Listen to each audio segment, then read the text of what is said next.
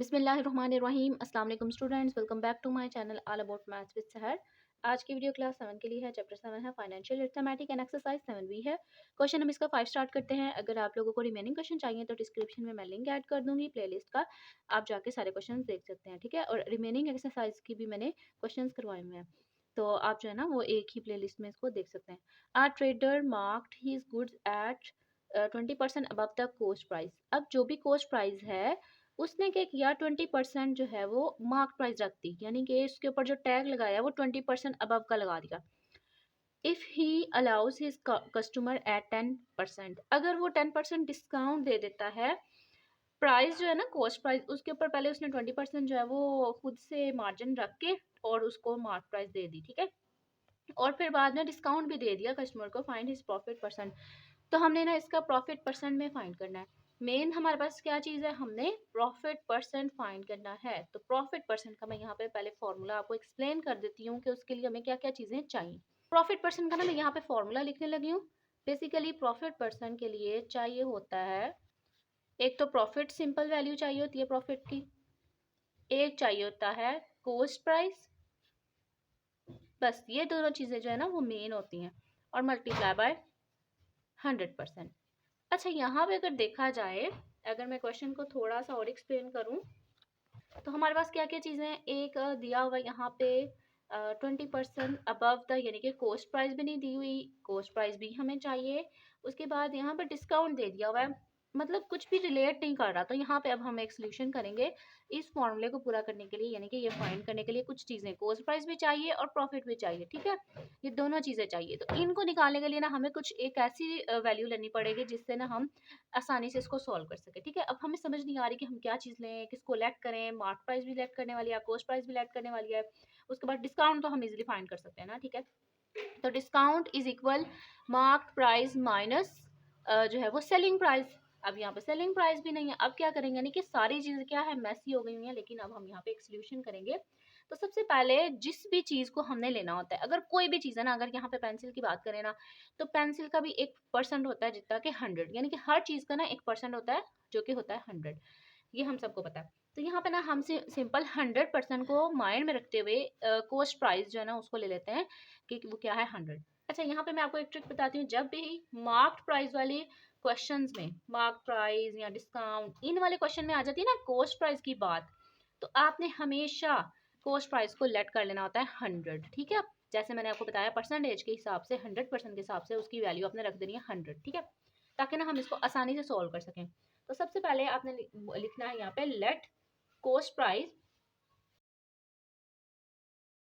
Is equal 100, ठीक है। Coast price हमने कर दी 100। अब वी नो डैट कि कोस्ट प्राइस उसने लेट करी, उसने पे किया है, मतलब 100 रुपीज उसने पे कर दिए, और उसके ऊपर लिखा उसने 20% अबव। अब 20% अबव का क्या मतलब है, जब 100% होगा तो 20% जो है उसमें ऐड होके 120 ही बना देगा उसे। अगर मैं इसको लिखूँ यहाँ पे मार्क प्राइस, क्योंकि मार्क की हुई है ना उसने 20% अबव द कोस्ट प्राइस, तो मैं इसको यहाँ पे लिख रही हूँ मार्क प्राइस इज इक्वल, कैसे आएगी, 100 प्लस 20। अब ये 20 जो है ना, ये 20% से आया, तो मैं 20% को थोड़ा सा एक्सप्लेन कर देती हूँ कि 20% की क्या वैल्यू बनती है। 20% का मैंने लगाया नीचे 100, और कोस्ट प्राइस के रिलेटेड हम करें ना, कोस्ट प्राइस के ऊपर लगाया तो उसको कोस्ट प्राइस से मल्टीप्लाई कर देना। ये है कोस्ट प्राइस और ये परसेंटेज का नीचे आ जाएगा। तो फिनिश जब हम करेंगे सब, तो ये 20 रुपीज़ आ गई, मीन्स के 100 में मैंने ऐड कर दिया 20 को, और हमारे पास मार्क प्राइस आ गई 120। वैसे भी हमें बिल्कुल सिंपल पता है कि जब 100% है तो 20% हम ऐड करेंगे तो कितना हुआ, 120%। तो अगर हम उसी फॉर्म को न्यूमेरिकल वैल्यू में देखें या रुपीज़ में देखें, तो 100% का हुआ 100 और 20% का हुआ 20, दोनों को ऐड किया 120, मार्क प्राइस आ गई। अब बात करते हैं यहाँ पे डिस्काउंट की। डिस्काउंट परसेंट है 10%, ठीक है। और फाइंड हमने क्या करना है, सारी पहले चीज़ें लिख लेते हैं ना हम। तो फाइंड हमने करना है प्रॉफिट परसेंट में।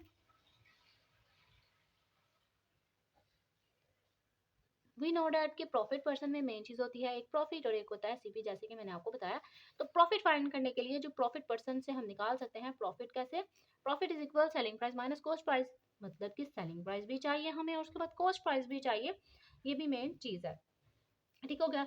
तो हमने यहाँ पे प्रॉफिट परसेंट, अब हम सिंपल डिस्काउंट को ले लेते हैं और डिस्काउंट की वैल्यू को फाइंड कर लेते हैं, यानी कि इसको न्यूमेरिक फॉर्म में कर लेते हैं। अब ये परसेंट में है, तो आप चाहो तो आप यहाँ पे फॉर्मूला यूज कर लो डिस्काउंट परसेंट का, या आप जो है वो सिंपल क्या करो, जो रैंडम हमारे पास मेथड होता है वही होता है कि डिस्काउंट इज इक्वल 10% का आ जाएगा नीचे 100 मल्टीप्लाई कर देंगे मार्क प्राइस के साथ। ठीक है, तो मैं यहाँ पे ना फॉर्मूला यूज कर रही हूँ जो मैं ज्यादा यूज करती हूँ, discount percent is equal discount divided by mark price. अच्छा, अगर पहले हम इसको लेते ना डिस्काउंट परसेंट को, तो यहाँ पे मार्क प्राइस का इशू हो जाना था, मार्क प्राइस भी तो फिर हमें चाहिए थी ना, तो इसको सॉल्व करने में तो मैंने यहाँ पे सारा फॉर्मूला लिख दिया। अब यहाँ पे वैल्यूज पुट कर देते हैं। डिस्काउंट परसेंट कितना है 10, डिस्काउंट फाइंड करना है, इसको एज इट इज रहने देंगे, और मार्क प्राइस अभी भी जो हमने लेट करके लेके आए हैं वो 120 है। ठीक है, मल्टीप्लाई बाय 100।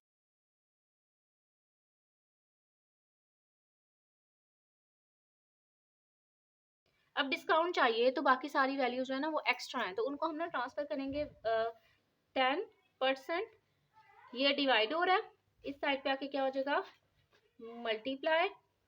ठीक है, और ये मल्टीप्लाई हो रहा है, इस साइड पे आके क्या हो जाएगा डिवाइड हो जाएगा, और इस साइड पे बचा हमारे पास डिस्काउंट। जैसे कि मैंने एक और मेथड बताया ना कि आप सिंपल क्या लिखो, डिस्काउंट इज इक्वल 10/100 120 मल्टीप्लाई कर दिया, यानी कि मार्क प्राइस के साथ हम मल्टीप्लाई कर देंगे। तो मैंने यहाँ पे सारे ऑपरेशन कर लिया, यहाँ पे ये परसेंटेज परसेंटेज से कट जाएगा, ये 0 से, ये 0 से, बाकी बचा हमारे पास 12। डिस्काउंट की जो है वो कितना आया 12। अच्छा, हमारे पास अब डिस्काउंट आ गया, तो हम इजी वे में एक वैल्यू फाइंड कर सकते हैं। देखिए, अगर मैं डिस्काउंट का फॉर्मूला याद करूं तो discount is equal mark price minus selling price. Discount भी है, मार्क प्राइस भी है, और सेलिंग प्राइस इजीली हम फाइंड कर सकते हैं। ठीक है, तो इसी तरीके से हम क्या कर लेते हैं, इसको सिंपल लिख लेते हैं, डिस्काउंट इज इक्वल, या अपना डायरेक्ट सेलिंग प्राइस की वैल्यू भी लिख सकते हैं, उसका फॉर्मूला भी लिख सकते हैं। तो मैं यहाँ पे डिस्काउंट का लिख रही हूँ, discount is equal mark price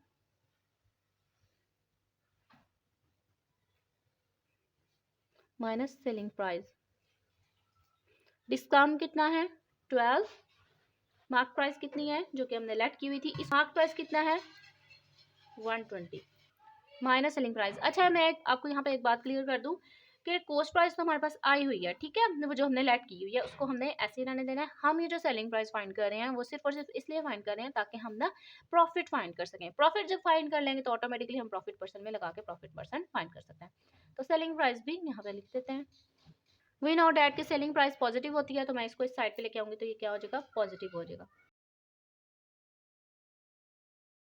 ये पहले से ही था 120, अब ये प्लस है 12, और इस साइड पे आके क्या हो जाएगा माइनस हो जाएगा।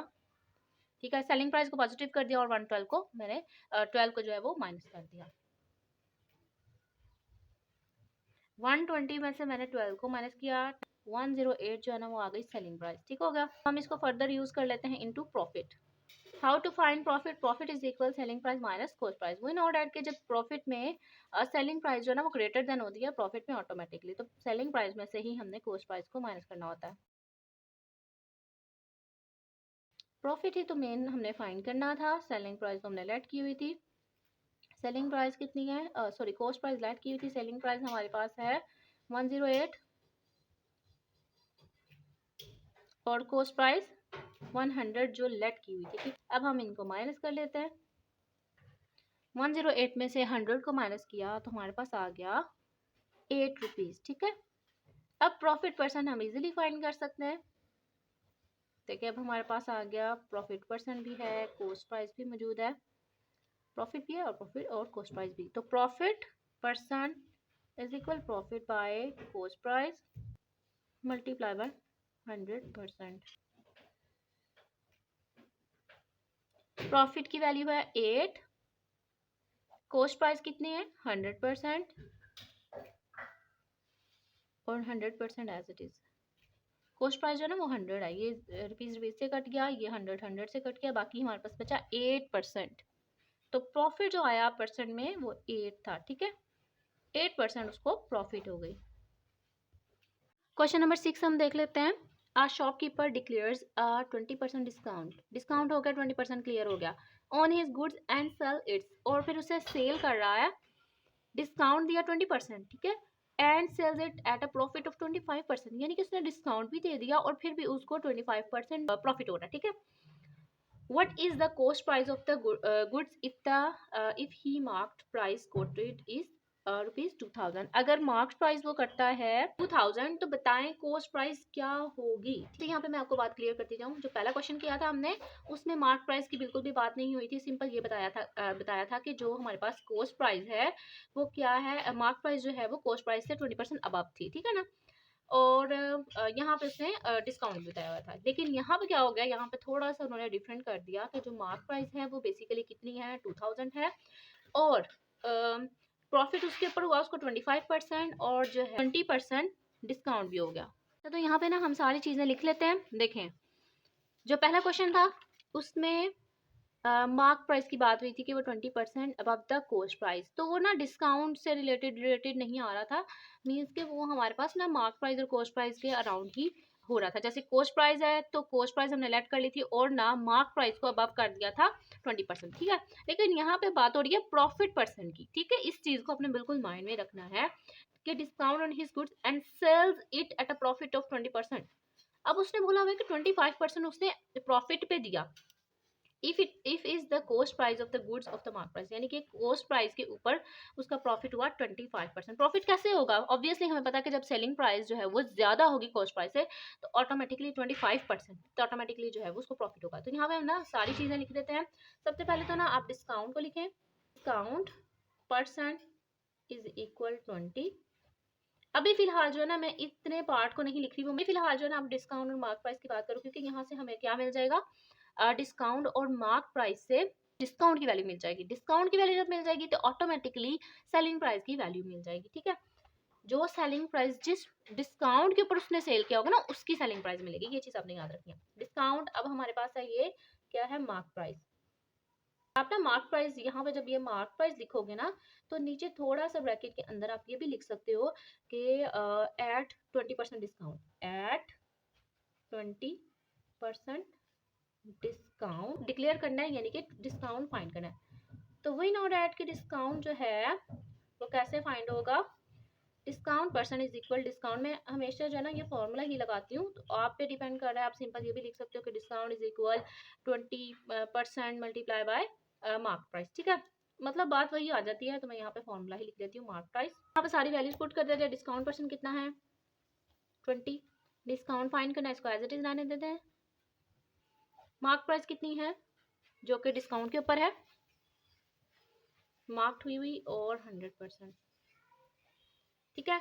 अब डिस्काउंट की वैल्यू चाहिए तो ये सारी वैल्यूज मैं उधर लेके जाती हूँ।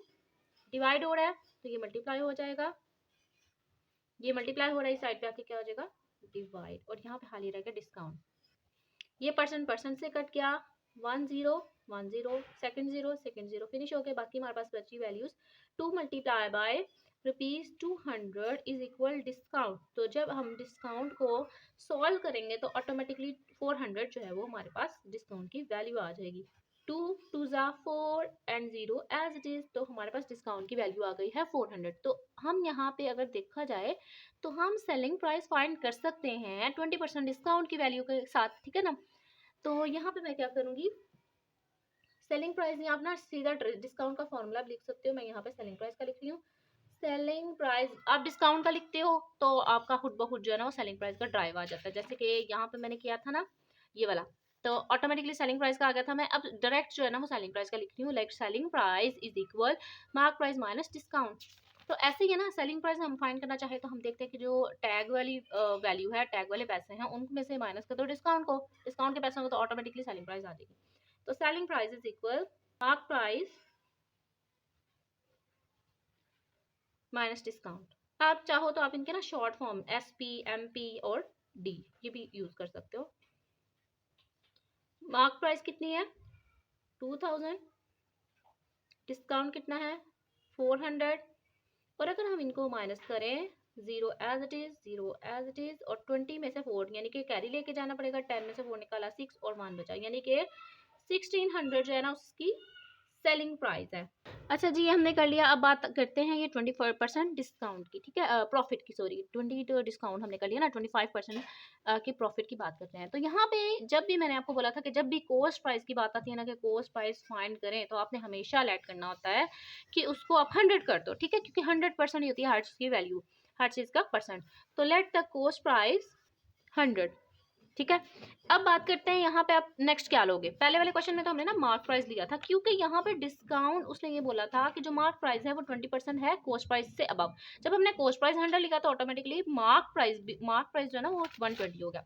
लेकिन अब बात करते हैं यहाँ पे प्रॉफिट की। यहाँ पे उसने बोला हुआ है sell its at a profit of 25%, what is its cost price. Obviously जब हमारे पास कॉस्ट प्राइस 100 है तो उसने सेल किया उसको 125 में, तो उसको प्रॉफिट ही हुआ ना। तो यहाँ पे आपने सेलिंग प्राइस लिखनी है प्रॉफिट परसेंट के according. The selling price is equal 100 plus 25, जैसे कि रुपीज भी लिख लें, ऐड किया तो 125। तो यहाँ पे आप लिखेंगे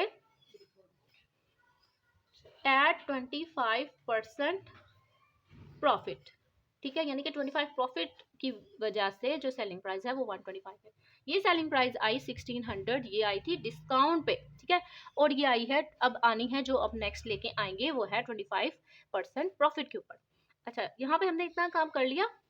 अब आपके पास यहाँ पे दो मेथड है, एक है यूनिटरी मेथड जिसमें आप जो है ना वो 1 की फॉर्म ला के उसके बाद उसको मल्टीप्लाई कर सकते हैं, वो भी आपके लिए बहुत आसान है। और एक मेथड है कि प्रोपोर्शनल, आप प्रोपोर्शनल की फॉर्म में भी कर सकते हैं, ठीक है। तो मैं यहाँ पे ये ना यूनिटरी मेथड करवाने लगी हूँ। तो सबसे पहले आपने क्या लिखना है, the selling price, if the selling price is 125, if the selling price is 125 then CP को जो है ना मैंने शॉर्ट फॉर्म में लिखा है, आप एसपी को भी शॉर्ट फॉर्म में लिख सकते हैं। यहाँ पे स्पेस कम पड़ी है, मैं यहाँ पे नीचे लिख रही हूँ। If the selling price is 125 then CP. अगर हमारे पास 125 जो है वो सेलिंग प्राइस होगी तो कॉस्ट प्राइस कितनी होगी 100, obviously. Same if the SP is, अब मैं 125 को ना उस साइड पे लेके जाने लगी हूँ। If the selling price one thing की ना आप जो है वो वैल्यू फाइंड कर लो, उसकी प्राइस फाइंड कर लो, तो ऑटोमेटिकली ना आपको इतनी प्राइस की इतनी वैल्यू की जो है ना प्राइस पता चल जाएगा, ठीक है। If the selling price is 1